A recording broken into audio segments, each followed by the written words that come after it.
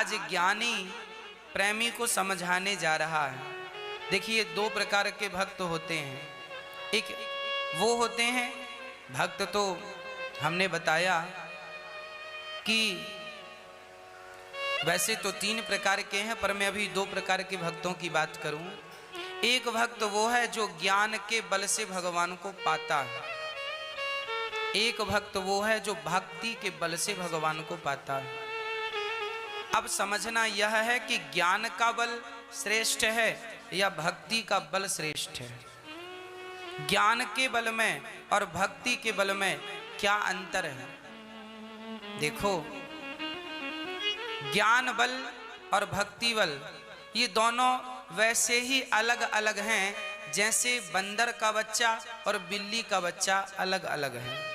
दोनों अलग अलग हैं, पर एक छोटी सी समानता भी है। क्या? दोनों अपनी मां के अधीन होते हैं। फर्क सिर्फ इतना होता है कि बंदर का बच्चा अपनी मां को पकड़ता है, बच्चा मां को पकड़ता है, और बिल्ली के साथ ऐसा नहीं है।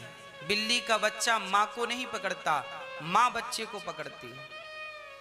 तो जो बंदर का बच्चा है वो अपनी मां को पकड़ता है। मां इस पेड़ से उस पेड़ में छलांग लगाएगी और पकड़ कमजोर हुई तो बंदर के बच्चे को गिरने की संभावना है, गिर सकता है। पर बिल्ली का बच्चा, कहते हैं बिल्ली का बच्चा जन्म लेता है, उसकी आंखें बंद होती हैं, 7 घर बिल्ली अपने बच्चे को घुमाती है, तब जाकर उसके बच्चे की आंखें खुलती हैं।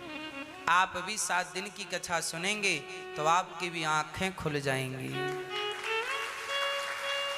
बिल्ली अपने बच्चे को लेकर जाती है 7 घर।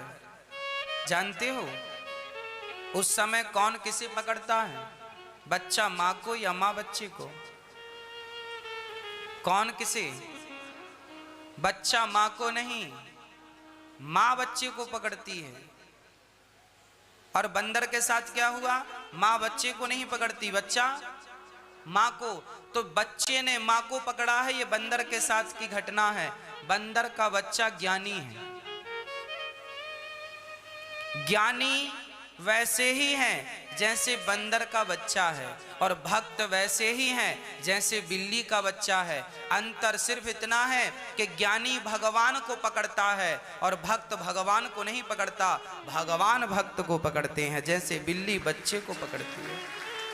इसलिए ज्ञान मार्ग से भक्ति मार्ग ज्यादा श्रेष्ठ है। मेला जब माँ अपने बच्चे को लेकर जाती है तो मेले में माँ बेटे का हाथ पकड़ती है कि बेटा माँ का हाथ पकड़ता है? कौन किसका हाथ पकड़ता है? आप अपने बच्चे का हाथ पकड़ती हैं कि बच्चा आपका पकड़ता है? हाँ, माँ बाप जब भी बच्चों को मेला घुमाने ले जाते हैं तो अक्सर माँ बाप ही बच्चों का हाथ पकड़ते हैं, क्योंकि बच्चे यदि आपका हाथ पकड़ेंगे तो कभी भी आपका रास्ते में हाथ छोड़कर किसी भी दुकान में, खिलौनों की दुकान में जा सकते हैं। उनका हाथ, यदि उन्होंने आपका हाथ पकड़ा है तो वो कभी भी छोड़ सकते हैं, पर माँ ने बेटे का हाथ पकड़ लिया तो माँ कभी नहीं छोड़ती। उसी प्रकार ज्ञानी तो भगवान को पकड़ता है, यदि ज्ञान का अहंकार आ जाए तो भगवान को छोड़ भी देता है, पर भक्त तो भगवान को पकड़ता ही नहीं है। भक्त को तो स्वयं भगवान पकड़ते हैं। और प्रभु जब आपने पकड़ा है तो फिर आप क्यों छोड़ेंगे हमें? इसलिए भगवान को माता पिता कहते हैं, त्वमेव माता च पिता। इसलिए उद्धव जी ज्ञानी हैं और गोपियां प्रेमी हैं। उद्धव ज्ञान मार्ग से चल रहे हैं और गोपियां प्रेम मार्ग से चल रही हैं। आज निर्णय कर लेते हैं दोनों मार्गों में श्रेष्ठ कौन सा मार्ग है। चले उद्धव चले मथुरा से जब कुछ दूर, वृंदावन निकट आया, वहीं से प्रेम ने अपना अनोखा रंग दिखलाया। आए वृंदावन और जैसे इस धरती पे आए, बेटप झुक कर ये कहते हैं, इधर आओ इधर आओ। पपीहा कह रहा पी कहाँ, ये भी तो बतलाओ।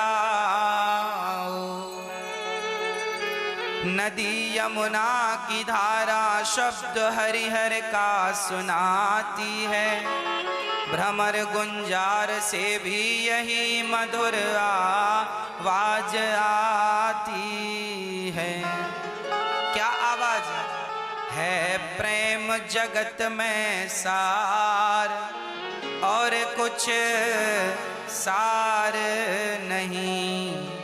मन कर ले प्रभु से प्यार, और कुछ सार नहीं। केवल परमात्मा से प्यार कर लीजिए, यही सार है, बाकी सब बेकार है। उद्धव जी वृंदावन आए तो बेटा अर्थात वृक्ष झुककर कहते हैं, उद्धव यहाँ आओ, बताओ मेरे कृष्ण का क्या हाल है, कहाँ गए? कभी यहाँ खड़े होकर बांसुरी बजाते थे, हम आनंदित होते थे। कृष्ण की याद में वृक्ष रो रहे हैं, कृष्ण की याद में पशु और पक्षी रो रहे हैं, कृष्ण की याद में यमुना उदास बह रही हैं। उद्धव जी को समझ नहीं आया। तभी उद्धव जी रथ से उतरे और यहाँ की हवा का आनंद लिया। तभी उनका दुपट्टा कांटों में उलझ गया। उलझ कर वस्त्र में कांटे लगे उद्धव को समझाने। उद्धव जी दुपट्टा सुलझाने लगे तो फट गया। उद्धव ने कहा, वाह, हम वृंदावन आए और तुमने हमारा दुपट्टा फाड़ दिया। तब कांटों से आवाज आई, उद्धव वृंदावन आए हो ज्ञानी बनकर, जैसे हमने तुम्हारे दुपट्टे को फाड़ा है ना, ऐसी हमारी प्रेमी गोपियां तुम्हारे ज्ञान के दुपट्टे को, ज्ञान के पहाड़े को फाड़ देंगी। उलझ कर वस्त्र में कांटे लगे उद्धव को समझाने, तुम्हारा ज्ञान पर्दा फाड़ देंगे प्रेम दीवाने। जाओ, ये ज्ञानियों की नगरी नहीं है। वृंदावन आए हो, ज्यादा ज्ञानी मत बनो। ये प्रेम की नगरी है, यहाँ प्रेम है। यहाँ तो केवल कृष्ण कृष्ण जपो, केवल श्री कृष्ण श्री राधा कृष्ण राधे कृष्ण। बैठ जाओ और बस राधे कृष्ण का जितना जाप कर सकते हो कर लो, वो तुम्हारा है। यहाँ ज्यादा ज्ञान बघारने की जरूरत नहीं है। ये प्रेमियों की नगरी है, यहाँ प्रेमी रहते हैं और कल्याण करने के लिए ज्ञान की जरूरत नहीं होती, प्रेम की जरूरत होती है। एक बात और बताऊं, गृहस्थी चलाने के लिए ना ज्ञान की जरूरत कम पड़ती है, प्रेम की जरूरत ज्यादा पड़ती है। हम गृहस्थी लोगों को ना प्रेम की जरूरत ज्यादा होती है। पत्नी को प्रेम चाहिए, पति को प्रेम चाहिए, बच्चों को प्रेम चाहिए। आपने घर में गाय पाली है तो गाय भी आपके प्रेम को जानती है कि नहीं, समझती है कि नहीं? आपने घर में तोता पाला है तो छोटा सा तोता भी प्रेम को समझता है कि नहीं? अरे जो बच्चा कल पैदा हुआ है ना, वो बच्चा भी प्रेम को समझता है। उसको भी ऐसे प्यार से करो तो हंसता है और डांट दो तो रोने लगता है, जो कल पैदा हुआ है। अरे प्यार की भाषा तो कल का बच्चा जानता है। यदि हम और आप यदि प्रेम को समझते हैं, प्रेम को जानते हैं और सच्ची कहें तो हम सभी के अंदर प्रेम की ही भूख होती है। आप वृंदावन आए हैं, क्या पाने आए हैं? आप किसी की शादी में, विवाह में जाते हैं, क्या पाने जाते हैं? प्रेम पाने जाते हैं, प्रेम लेने और प्रेम देने जाते हैं। अरे हम सांसारिक लोग हैं, हम प्रेम को जानते हैं, पहचानते हैं और प्रेम ही चाहते हैं।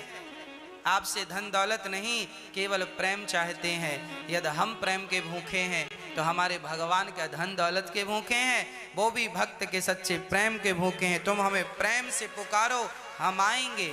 उस प्रेम में कोई स्वार्थ ना हो, केवल निष्कपट निश्चल प्रेम हो। कैसा प्रेम? जैसे गाय का प्रेम बछड़े के लिए है। गाय का बछड़ा पैदा होता है ना, देखा आपने, चाटती है, चाट चाट कर निर्मल कर देती है। अच्छा, आप छोटे से बछड़े को उसको पकड़ोगे ना, वो मारती है, ऐसे मारने का प्रयास करती है। मतलब वो चाहती है कि मेरे बच्चे को छेड़ो मत, परेशान ना करो, मेरे बच्चे को मेरे पास रहने दो। गाय जो कि बोल नहीं सकती, आपकी तरह ज्ञानी नहीं है गाय, है क्या? गाय आपकी तरह ज्ञानी नहीं है, फिर भी वो बछड़े से प्रेम करती है जैसे गाय अपने बछड़े से प्रेम करती है।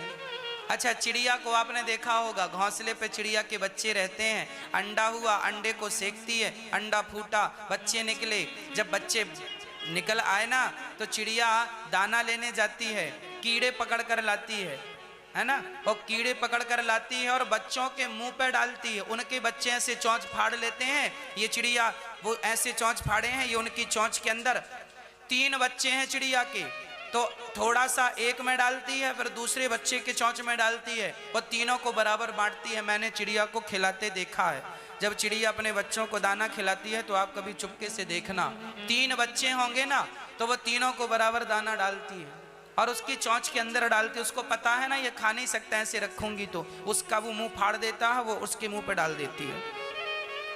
मतलब जैसे चिड़िया अपने बच्चों से प्यार करती है, जैसे गाय अपने बछड़े से प्यार करती है, जैसे माँ अपने बेटे से प्यार करती है, इन सब का प्यार निष्कपट होता है, निश्चल होता है। जैसे माँ का प्यार बेटे के प्रति बिल्कुल निष्कपट है, कोई स्वार्थ नहीं है माँ का। माँ ने तो अपना पेट तक फटवाया है, कई बार तो डिलीवरी के टाइम माताएं मर जाती हैं बच्चों के लिए, वो मरने को तैयार है पर उसके बच्चे की जिंदगी बचे। यदि कोई कहे कि तेरा बच्चा और तू दोनों में से एक को मरना पड़ेगा, बोल, यमराज कहें बोल मैं किसे ले चलूं, तो माँ तुरंत कहेगी मेरे बेटे को रहने दो, मेरा टाइम अब पूरा हो गया, मुझे ले चलो, मेरे बेटे को मत ले जाओ, मेरी उम्र बेटे को दे दो, और बेटा जिए, मैं बहुत जी ली, मेरी जिंदगी हो गई पूरी, अब मुझे ले चलो। जैसे माँ का प्यार बच्चे के लिए बिल्कुल निश्चल है, निष्कपट है, उसी प्रकार ऐसा प्यार यदि भक्त का भगवान से हो जाए तो कल्याण हो जाएगा। जैसा प्यार गाय का बछड़ा से है, जैसा चिड़िया का बच्चों से है, जैसे माँ का पुत्र से है, ऐसा भक्त का भगवान से हो जाए, यही प्यार है। इसी प्रेम को गोपियों ने किया है और प्रेम किया तो कृष्ण उन प्रेम के ऋणी बन गए। आज उद्धव जी जब गोपियों के पास पहुंचे तो श्री राधा रानी और भगवान की तमाम गोपियां दीवार में कृष्ण का चित्र बना रही थी।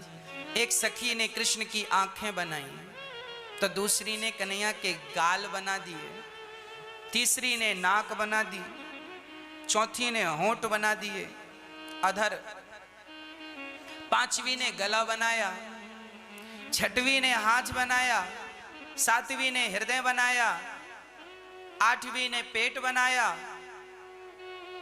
नौवीं ने बढ़िया सी माला पहना दी, 10वीं सखी ने घुंघराले घुंघराले बाल बना दिए, 11वीं सखी ने ठाकुर जी को हाथों में बाजूबंद पहना दिए, 12वीं सखी ने भगवान श्री कृष्ण के हाथ में बंसी पकड़ा दी। अब सारी सखियां इतने तस्वीर को निहारने लगी। तभी उद्धव ने कहा, अरे सखी, तुमने कृष्ण के पांव क्यों नहीं बनाए? अरे पांव तो बनाओ, लंगड़ा रखोगी क्या कृष्ण को? चरण तो बनाए नहीं। तब गोपियों ने कहा, उद्धव हम कृष्ण के चरण बना ही नहीं सकती। क्यों?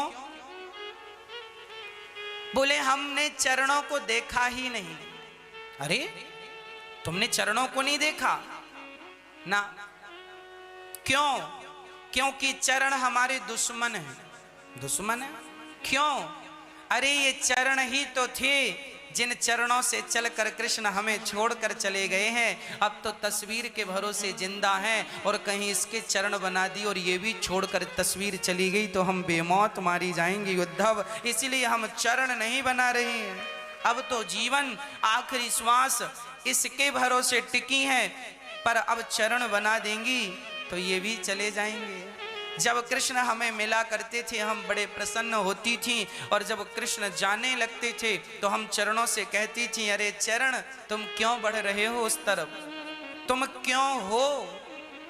हमने चरणों को देखना छोड़ दिया, हम तो बस कृष्ण के सुंदर सी मुस्कान को देखते हैं, इनकी कटीली सी आंखों को देखते हैं, चितवन को देखते रहते हैं और हमें कुछ नहीं चाहिए। उद्धव ने कहा देवियों ये लो, कृष्ण ने तुम्हारे लिए ये चिट्ठी भेजी है, प्रेम पत्र। गोपियों को जैसे श्री कृष्ण का पत्र मिला, एक सखी ने पकड़ा और वो खोल ही रही थी कि दूसरी सखी ने खींच लिया। तो खींचा कैसे? एक ने पकड़ा था, दूसरे ने खींचा तो उसके दो टुकड़े हो गए, एक ये रह गया, एक उसके पास। फिर वो खोलने चली तो तीसरी ने खींचा, 3 टुकड़े, चौथी ने खींचा, 5 4 टुकड़े, ऐसे उस चिट्ठी के टुकड़े टुकड़े करती गई। उद्धव ने कहा वाह, मैंने तो सुना था कि तुम अनपढ़ हो, पर आज देख भी लिया कि तुम सच्ची अनपढ़ हो।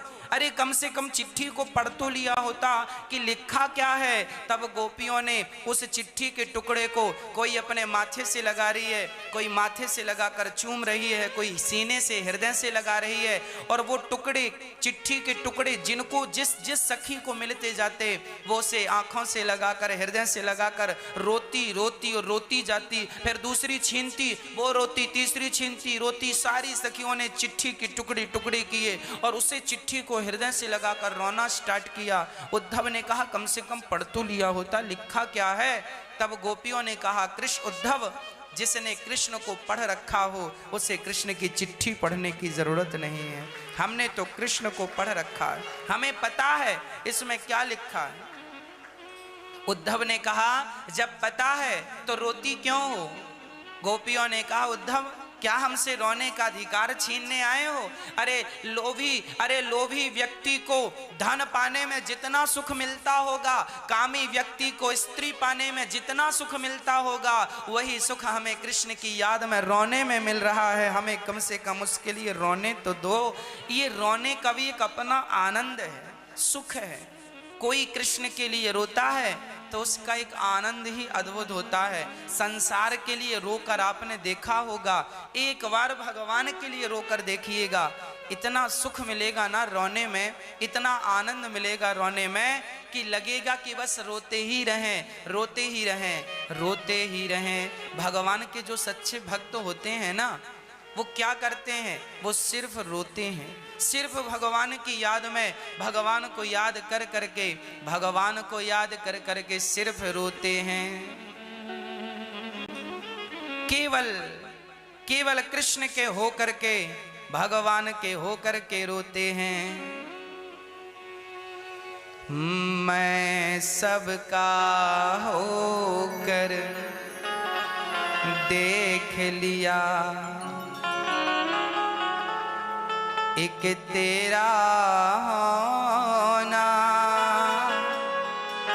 बाकी है। उद्धव हमें कम से कम रोने तो दो। सबका होकर देख लिया है हमने, सबके लिए रोकर देख लिया है, अब बस कृष्ण के लिए रोना है। बस भक्तों, बात सच है, आप संसार के लिए कितना भी अच्छा करो, आप जगत के लोगों के साथ कितना भी अच्छा करो, आपसे एक गलती हो जाएगी तो लोग आपकी 1 लाख अच्छाइयाँ नहीं देखेंगे, सिर्फ एक गलती देखेंगे, तुमने ये गलती की।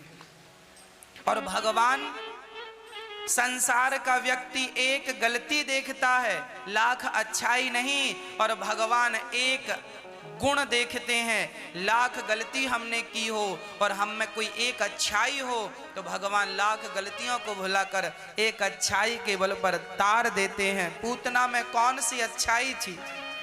ताड़का में कौन सी अच्छाई थी? कुब्जा में कौन सी अच्छाई थी? गणिका में कौन सी अच्छाई थी? अजामिल में कौन सी अच्छाई थी? पर उनके लाखों अवगुण ना देखकर एक गुण को देखकर तार दिया। तेरे प्यार में रो रो सांवरिया, आँखों से आंसू बहते हैं, प्रेमी के आंसू ओ कान्हा, तुमसे बस इतना कहते हैं। तेरे इन पावन चरणों को तो एक बार भिगोना बाकी है। एक बार अपने नेत्रों के जल से भगवान का अभिषेक कर दीजिए। भगवान के प्रेम में, भगवान की याद में इतना रोइए कि भगवान का स्नान हो जाए। इतना, जिस दिन इतना रो लोगे ना, उस दिन तुम्हें सोने की चैन, सोने का हार चढ़ाने की जरूरत नहीं पड़ेगी। तुम भगवान को क्या सोना चांदी दोगे? भगवान तो लक्ष्मी पति हैं। लक्ष्मी जी चरण दबा रही हैं। उनके पास कहाँ धन दौलत और लक्ष्मी की कमी है। दे सकते हो तो अपने प्रेम के आंसू भगवान को चढ़ाओ। ये भगवान चाहते हैं। अब बहुत हुआ मैंने देख लिया,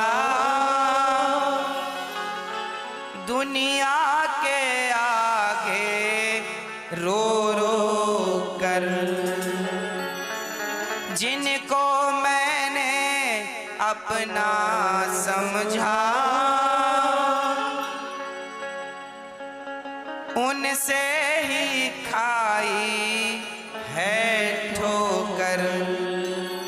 रोया मैं बहुत जग के आगे। ऐसा नहीं है कि मैंने रोना नहीं सीखा, रोया नहीं। रोया मैं बहुत जग के आगे, तेरे आगे रोना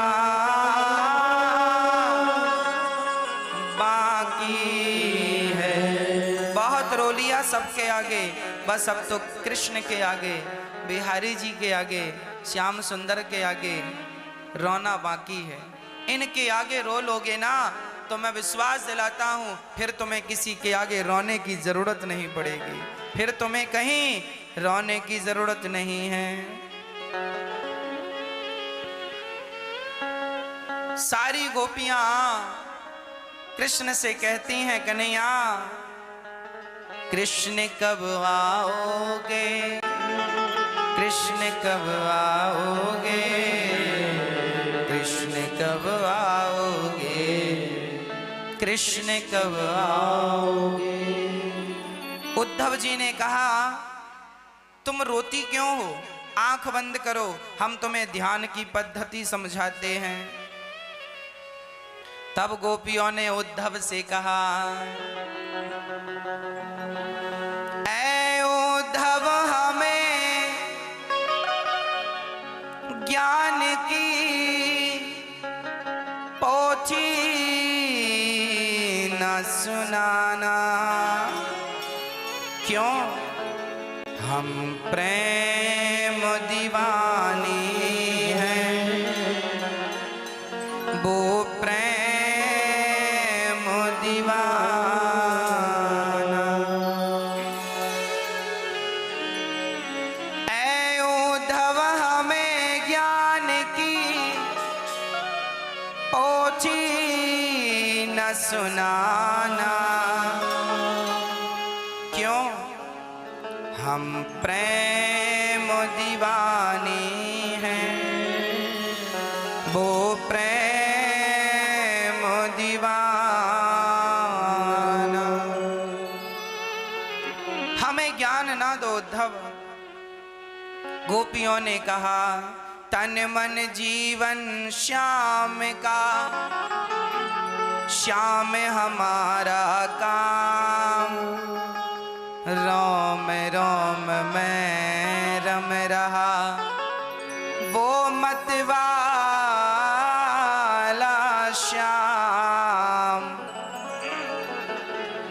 गोपियों ने कहा, उद्धव जो तुम हमें ज्ञान दे रहे हो ना, हमें से ज्ञान की बिल्कुल जरूरत नहीं है। हम प्रेम दीवानी हैं, वो प्रेम दीवाना। तन मन जीवन श्याम का, श्याम हमारा काम, रोम रोम में रम रहा वो मतवाला श्याम। इस तन में अब योग का, इस तन में अब योग का नहीं कोई ठिकाना। ऐ उद्धव हमें ज्ञान की पोथी न सुनाना।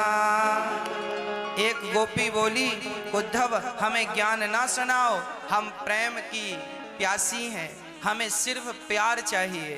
प्रेम की कोई बात करने आए हो सो करो, हमें तुम्हारी ज्ञान की पोथी समझ में नहीं आती। एक सखी ने कहा, हमें तो बस इतना समझ में आता है कि 2 दिन का कह के गया था और लौटा नहीं। ऐ उद्धव, जिसे तुम भगवान कह रहे हो वो देखो कितना झूठा है, कह के गया था लौटा ही नहीं और हम रोती जा रही हैं। एक सखी रो रही है, रोती जा रही है, रोती जा रही है, रोती जा रही है। उद्धव ने कहा, उन्होंने कहा था 2 दिन में आऊंगा, नहीं आए, उनकी मजबूरी थी। क्या मजबूरी थी? अरे जरासंध उनका दुश्मन है, उसने 17 बार अटैक किया है और उसे पता चल जाता कि कृष्ण की प्रेमी गोपियां वृंदावन रहती हैं, फिर वो कृष्ण पर अटैक ना करता, तुम गोपियों को मारता। और कृष्ण नहीं चाहते कि मेरी गोपियों को आँच भी आए, इसलिए वो पत्थर रख के अपने दिल में तुमसे दूर ही रहे हैं। एक सखी रोने लगी, कह के गया था आऊंगा, अभी तक नहीं आया। दूसरी समझाने लगी, मत रो, कहा था ना आएगा, मुझे विश्वास है आएगा। दूसरी बोली, कहा था आएगा, अभी नहीं आया, अब पता नहीं जब आएगा तब तक प्राण रहते हैं कि नहीं। मैं मर गई और फिर आया तो उसके आने का फायदा क्या। तो दूसरी उसे प्यार से समझाती है, सुन रो मत, कह के गया है ना आएगा। तो वो समझाने लगी, आशा रख पगली आएंगे, हरि आएंगे, हरि आएंगे, हरि आएंगे, हरि आएंगे। आशा रख, आशा रख, आशा रख पगली आएंगे, आशा रख पगली आएंगे, हरि आएंगे, हरि आएंगे, हरि आएंगे, हरि आएंगे, हरि आएंगे। आशा रख, आशा रख, आशा रख पगली आएंगे,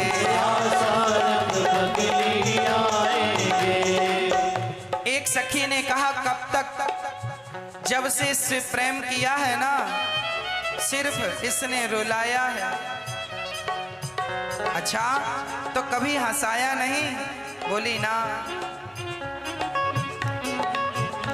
कभी तो हंसाया होगा। हाँ हाँ, बस एक बार, बस एक ही बार हंसा करके अब सारी उम्र रुलाने लगे। करुणा करनी तो दूर रही, करुणा निधि हो के रुलाने लगे।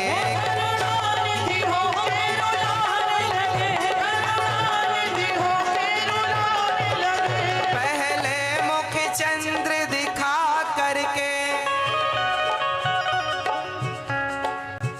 फिर हाय वियोग दिखाने लगे।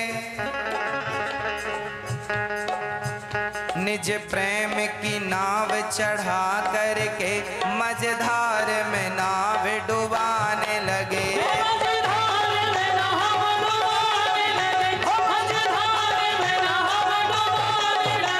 हरि आएंगे, हरि आएंगे, हरि आएंगे, हरि आएंगे, हरि आएंगे।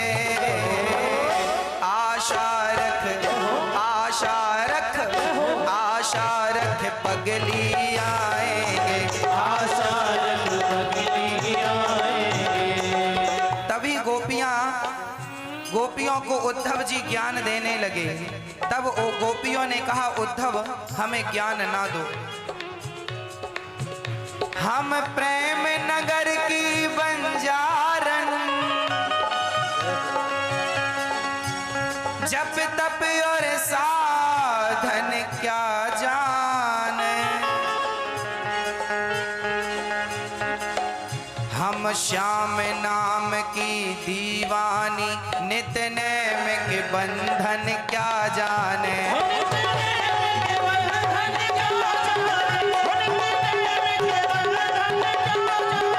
हरि आएंगे, हरि आएंगे, हरि आएंगे, हरि आएंगे। आशा रख, आशा रख, आशा रख पगली आएंगे।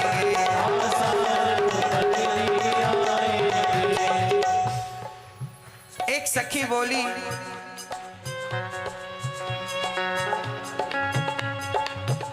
हम ब्रज की भोली गवारनिया,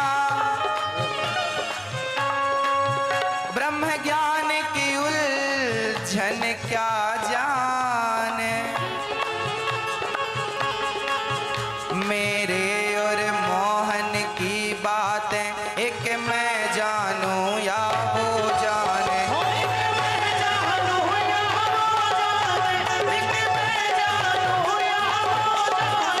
हरि आएंगे, हरि आएंगे, हरि आएंगे, हरि आएंगे। आशा रख, आशा रख, आशा रख पगली आएंगे।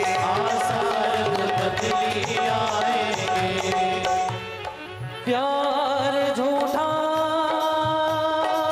सही है, प्यार झूठा सही, दुनिया को दिखाने आजा। गोपियां कहती हैं, कन्हैया ये गोपियां मर जाएंगी यदि नहीं आए तो गोपियां कहती हैं, प्यार झूठा सही, दुनिया को दिखाने आजा। अरे झूठा ही सही, कम से कम आ तो जा कन्हैया, कहीं मर ना जाए ये गोपियां, इनके प्राणों की रक्षा करो कृष्ण। प्यार झूठा सही, दुनिया को दिखाने आजा। तू किसी गैर से मिलने बहाने, तू किसी गैर से मिलने बहाने आजा। वो आना होगा, वो आना होगा, वो आता होगा, वो मैंने मोहन को बुलाया है, वो आता होगा, मैंने मोहन को बुलाया है, वो आता होगा, वो मैंने मोहन को बुलाया है, वो आता होगा, मैंने मोहन को बुलाया है, वो आता होगा। तुम भी आना, हो तुम भी आना, हो तुम भी आना, मेरे घर आज तमाशा होगा। तुम भी आना, हो मेरे घर आज तमाशा होगा। तुम भी आना। जब गोपियां रोने लगी तो लोग इकट्ठे हो गए। समझाया था प्यार ना करना, रोना पड़ेगा, अब रो रही हो। गोपियां बोली, कोई बात नहीं, हम रो रही हैं तो हमें रोने दो, तुम्हें क्या। लोग इकट्ठे हो गए, नाना प्रकार की बातें करने लगे। तब गोपियां समझ गई, तुम हमारे प्रेम का तमाशा देखने आए हो, तो आओ देख लो। यदि हमारा प्यार तुम्हें तमाशा लगता है तो आओ। गोपियां बुला रही हैं। तुम भी आना, तुम भी आना, तुम भी आना, तुम भी आना। ओ मेरे घर आज तमाशा होगा, तुम भी आना। ओ मेरे घर आज तमाशा होगा, तुम भी आना। ऐ मेरे श्याम लौट के आजा, बिन तेरे जिंदगी अधूरी है। आके तो देख मेरी हालत को, बिन तेरे हर खुशी अधूरी है। ऐ मेरे श्याम लौट के आना, जय बिन तेरे जिंदगी अधूरी है। आके तू देख मेरी हालत को, बिन तेरे हर खुशी अधूरी है। ऐ मेरे श्याम लौट के आना, बिन तेरे खुशी अधूरी है। आके तू देख मेरी हालत को, बिन तेरे हर खुशी अधूरी है। श्याम लौट के आजा, बिन तेरे जिंदगी अधूरी है।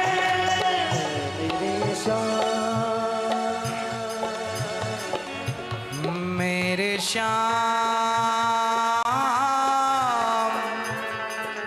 मेरे श्याम, ऐ मेरे श्याम लौट के आजा, बिन तेरे जिंदगी अधूरी है। आके तो देख मेरी हालत को, बिन तेरे हर खुशी अधूरी है।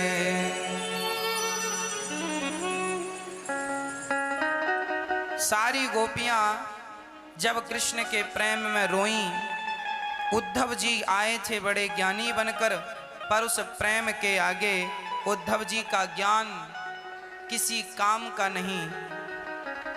सारा ज्ञान इस प्रेम के सामने फीका पड़ा। सच्ची बात तो यह थी कि इस प्रेम की अग्नि में उद्धव के ज्ञान की पोथी जलकर समाप्त हो गई।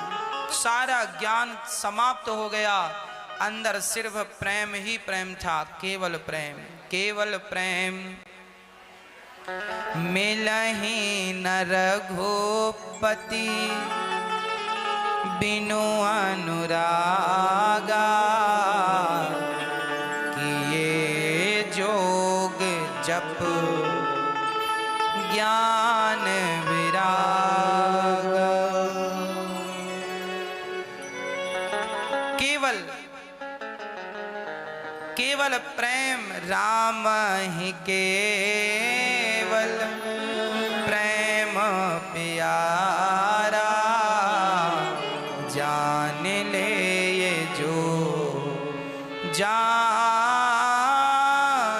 निहारा। केवल प्रेम। भगवान को क्या चाहिए? केवल प्रेम, सिर्फ प्रेम। आप प्रेम कर सकते हैं तो प्रेम कीजिए। प्रेम भगवान को बड़ा प्रिय लगता है। आप कितना प्यार कर सकते हैं भगवान से, कर लीजिए। इसलिए कहता हूं, प्रेम जगत से ना हो प्रेम जगन्नाथ से हो। जगन्नाथ ही प्रेम है, प्रेम के लिए भगवान है। संसार के लोग प्रेम को समझते ही नहीं। सच्ची बताऊं मेरी मां, प्रेम ऐसा हीरा है जिसका सही मूल्य संसार का व्यक्ति लगा ही नहीं सकता। प्रेम हीरा है और इस प्रेम रूपी हीरे का सही मूल्य यदि कोई दे सकता है, केवल भगवान दे सकते हैं। प्रेम का मूल्य कौन चुकाता है, कौन देता है बताओ? प्रेम किया तो था मां ने बेटे के साथ, करती तो है मां प्रेम बेटे से, पर उस प्रेम के बदले बेटे ने क्या दिया? बुढ़ापे में 2 रोटी भी ना दे सका, घर से बहुत सारे बच्चे निकाल देते। इसका अर्थ यह हुआ कि जिससे तुमने प्रेम किया था वह तुम्हारे प्रेम का मूल्य नहीं चुका सका, नहीं दे सका। पत्नी पति से प्यार करती है, पति से प्रेम करती है, तो क्या पति आपके प्रेम का सही मूल्य देता है? प्रेम का सही मूल्य क्या है? क्या पत्नी चुका सकती है प्रेम का मूल्य? क्या पुत्र चुका सकता है? क्या पिता चुका सकता है? सच कहूं मेरी मां, प्रेम इतना अनमोल है, प्रेम इतना कीमती है कि उसका सही मूल्य ये दुनिया के लोग नहीं दे सकते। सुदामा ने प्रेम किया था कृष्ण से, किया ना? जब सुदामा ने प्रेम किया कृष्ण से तो सुदामा जी पैदल चलकर द्वारिका गए और जब द्वारपाल से कहा भैया हमें जरा कृष्ण से मिलना है, द्वारपाल ने जाकर संदेशा सुनाया कि भैया प्रभु जी, हे प्रभु आपका कोई बचपन का मित्र आया है। अच्छा, क्या चाहता है? आपका दर्शन चाहता है। क्या नाम है? सुदामा। जैसे ही सुदामा सुना, श्री कृष्ण अपने सिंहासन छोड़कर अपने मित्र के लिए नंगे पांव दौड़ पड़े। अब बताओ, एक राजा एक भिखारी के लिए क्यों दौड़ेगा? आपका दोस्त बड़ा आदमी हो जाए ना तो आपकी तरफ देखना छोड़ देगा।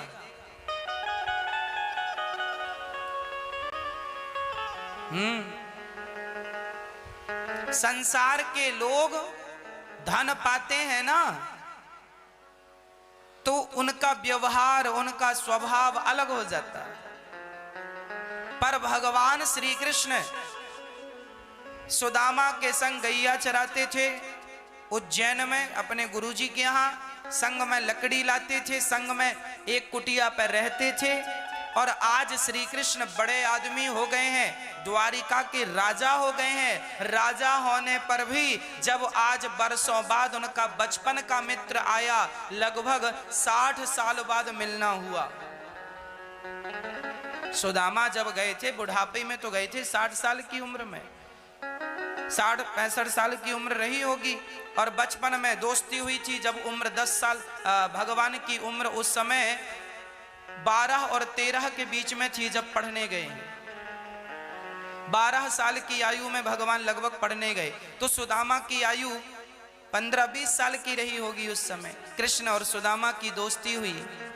आज लगभग 50-60 वर्षों बाद जब मिलना हुआ तो क्या हुआ?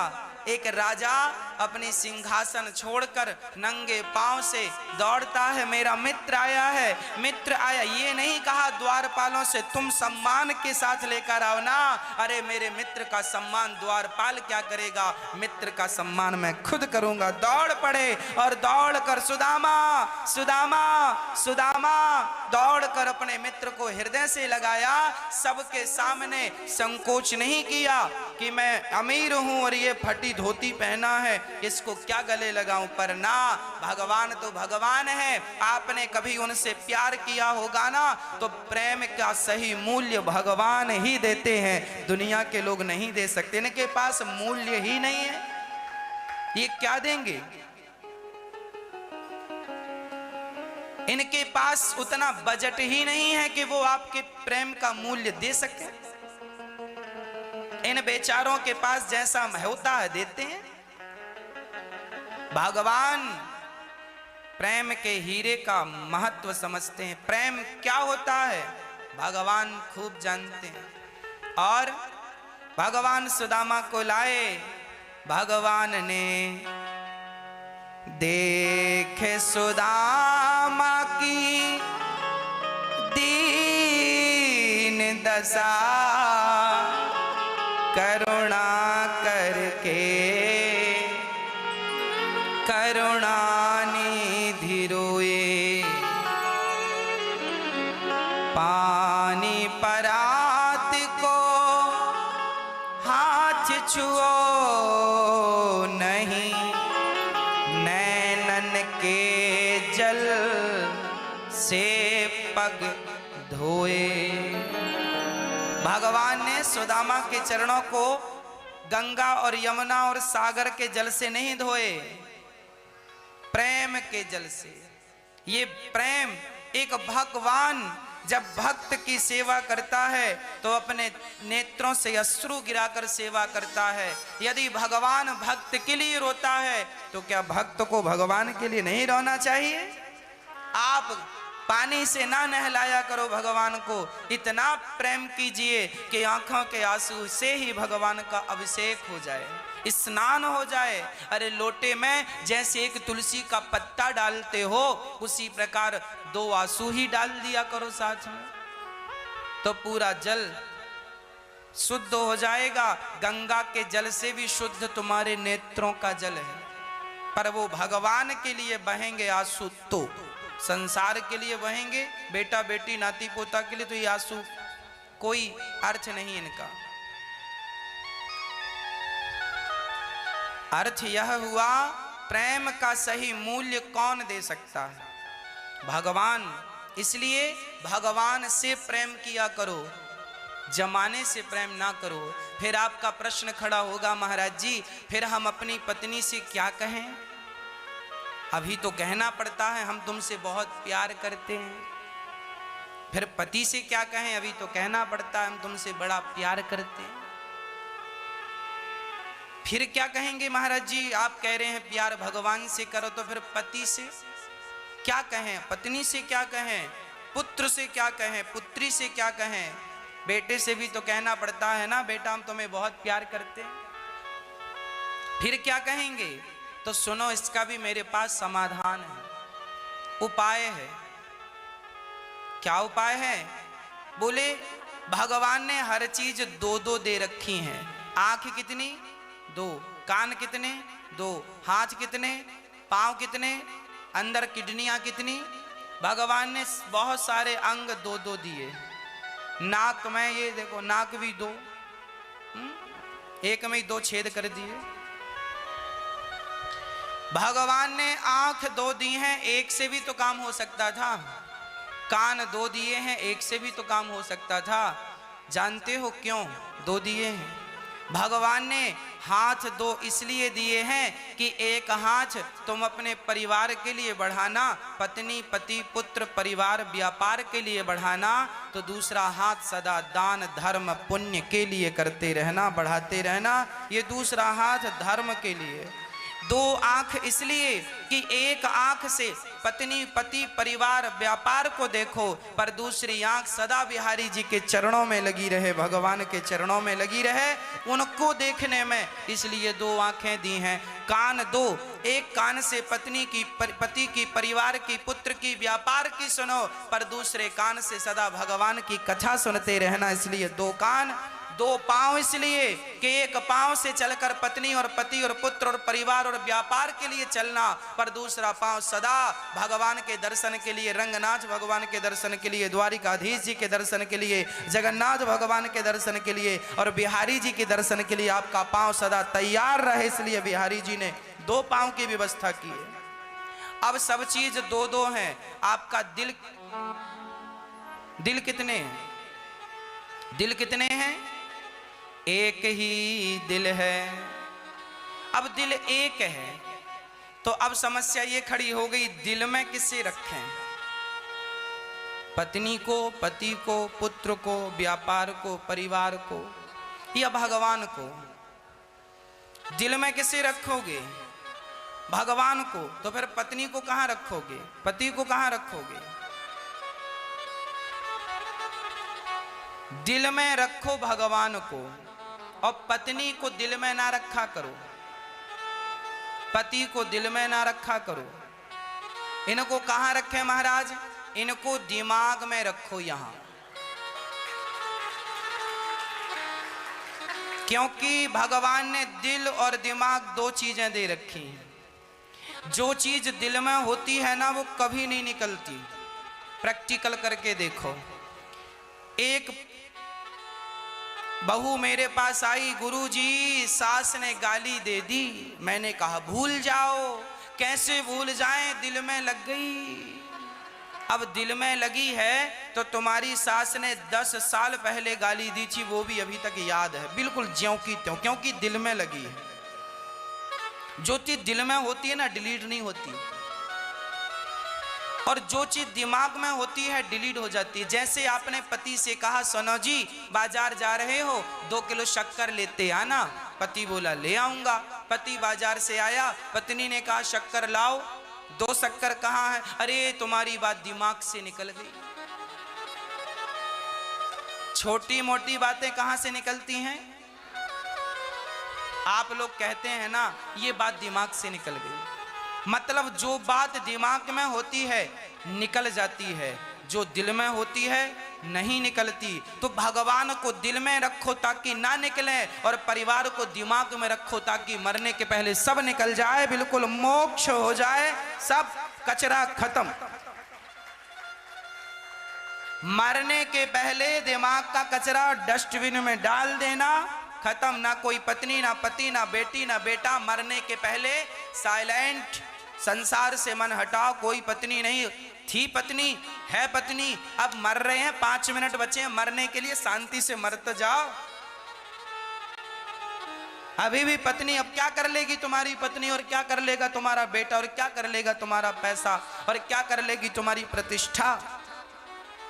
इसलिए सब दिमाग में रखो, समय से निकाल देना, और भगवान का चिंतन करते सब निकाल लो, और फिर मन से भगवान का चिंतन करते रहो। श्री कृष्ण श्री कृष्ण श्री कृष्ण कहते हुए मन को भगवान के चरणों में लगाओ, और उसी समय आपके प्राण निकल जाएं। यह उत्तम मरना है। क्या कुत्तों की तरह मरते हैं लोग? हाँ, मेरा बेटा कहाँ है, बेटा कहाँ, मर गए। ये कुत्तों की मौत इसी को बोलते हैं। बेटा बेटी को याद करते मरता आदमी, कोई भी हो, तुम्हारे रिश्तेदार भी यदि बेटा बेटी को मरते समय याद करते मरे, तो ये भी कुत्ते की मौत इसी बोलते हैं। सार्थक मृत्यु वो है जो मरते समय सबसे मन हट जाए, शांत चित्त से केवल श्री कृष्ण, केवल श्री कृष्ण, श्री कृष्ण, श्री कृष्ण, श्रीमन नारायण नारायण, हे नारायण, श्रीमन नारायण चरणौ शरणम प्रपद्ये। हे प्रभु मैं आपको कभी भूलूं नहीं। हे नाथ मुझे अपने चरणों में स्थान दीजिए। हे प्रभु मुझे अपनी भक्ति दीजिए। हे नाथ, हे कृष्ण मुझे अपने चरणों की भक्ति दीजिए। ये कहते कहते प्राण निकल गए। तो सोचो कितना उत्तम मरना हुआ तुम्हारा। और मेरा नाती बुलाओ, कहाँ है, नाती को देख लूं। जीवन भर देखा बुढ़ऊ ने, फिर भी मरते टाइम बोलता नाती दिखाओ।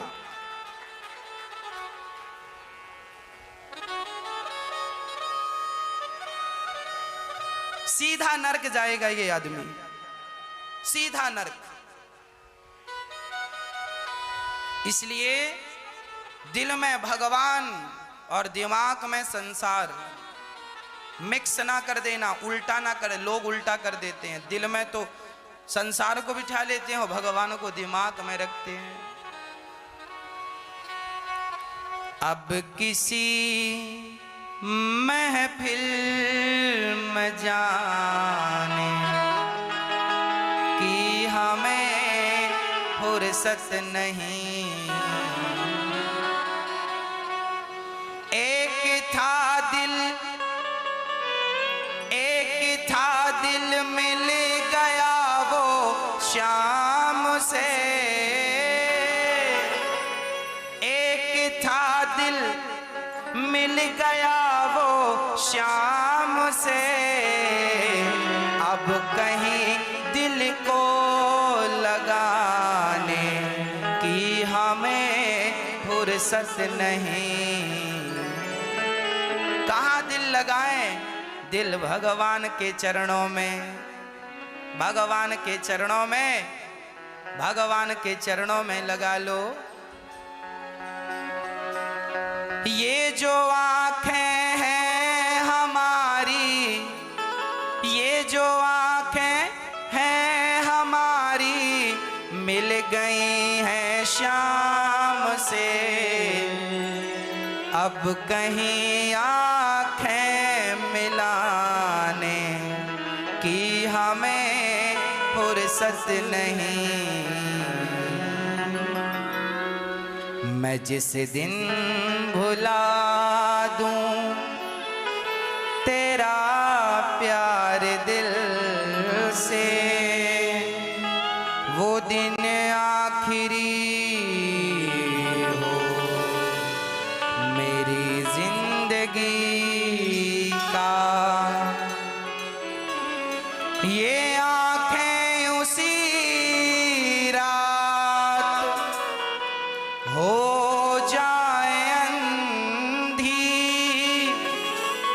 ये आंखें उसी रात हो जाए अंधी, जो तेरे सिवा देखे सपना किसी का।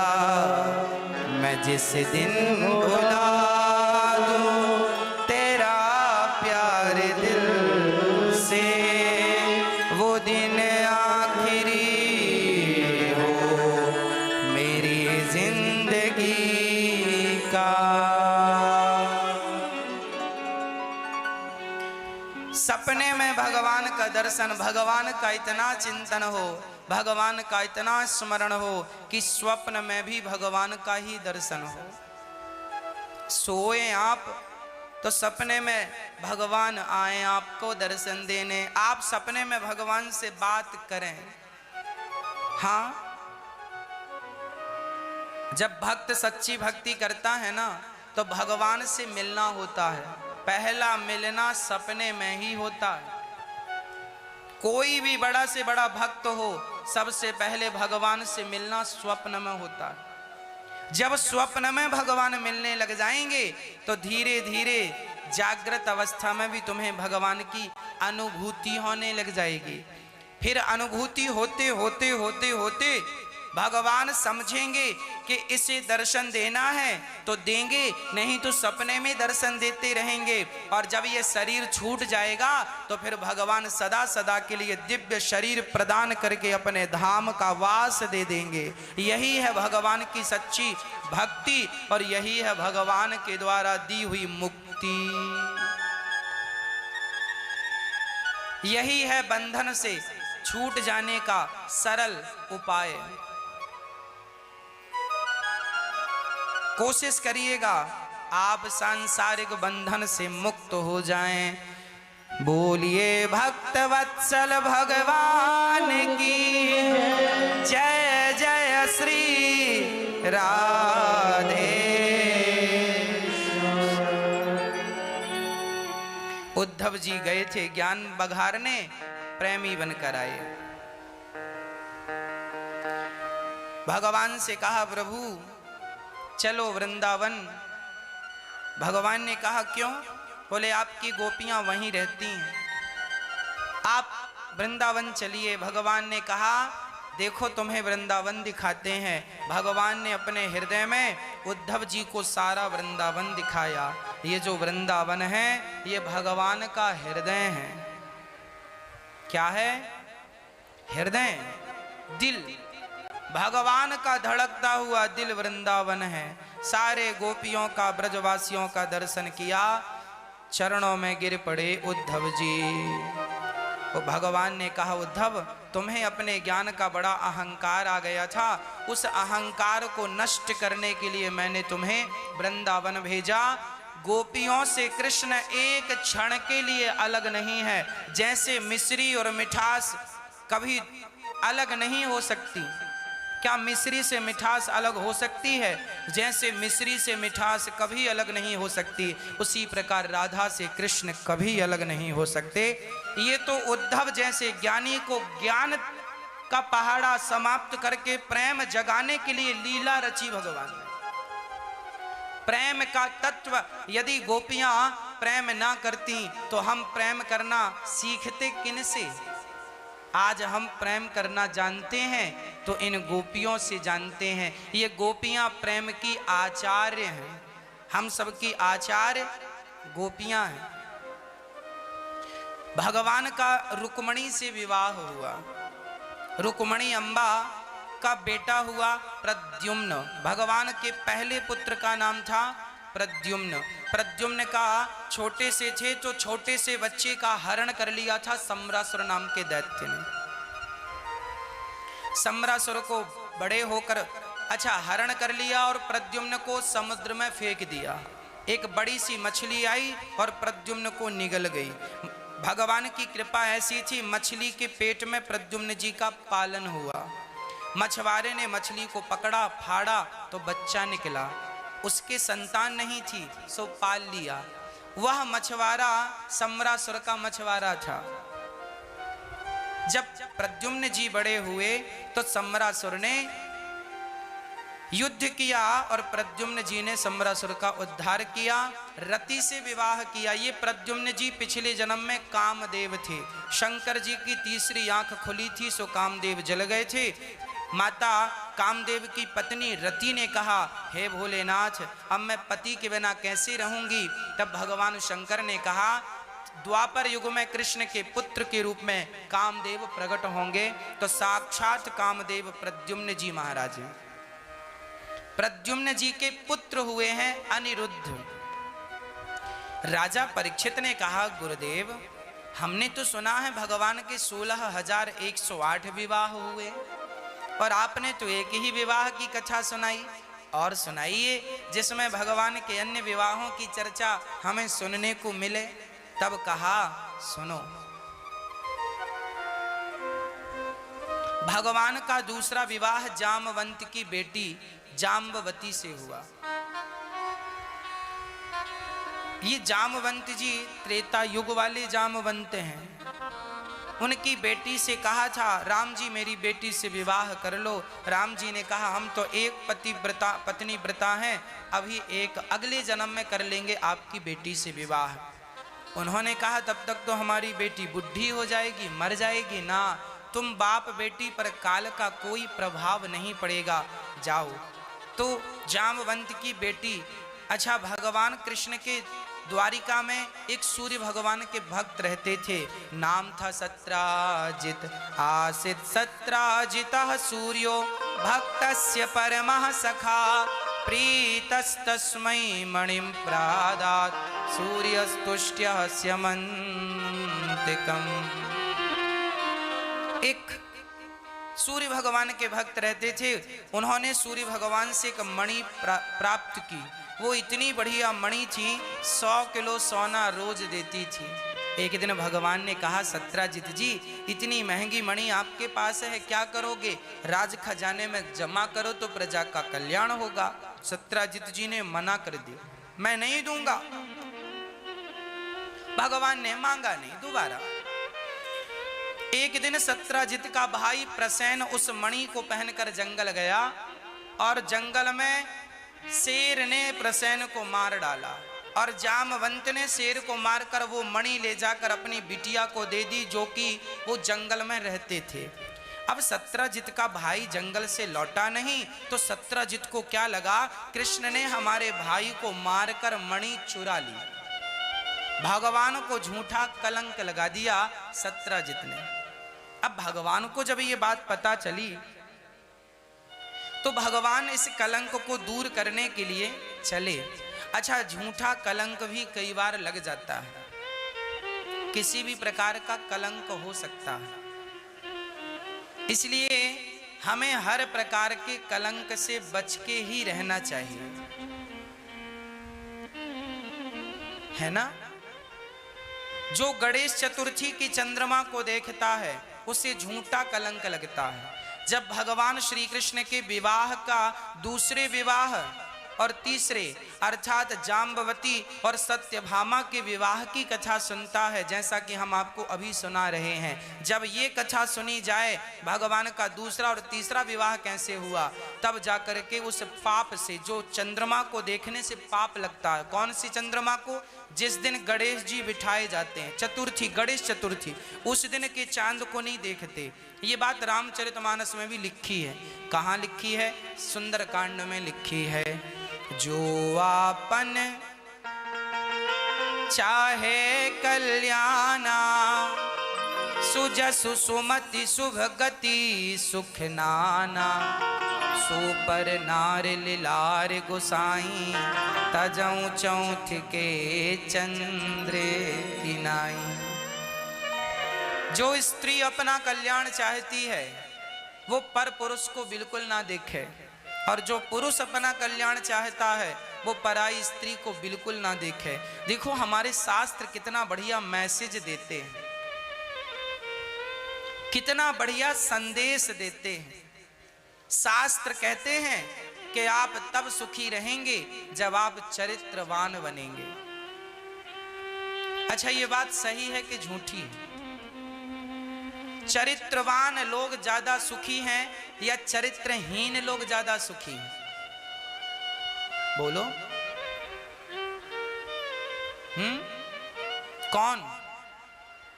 कौन सुखी है बताओ?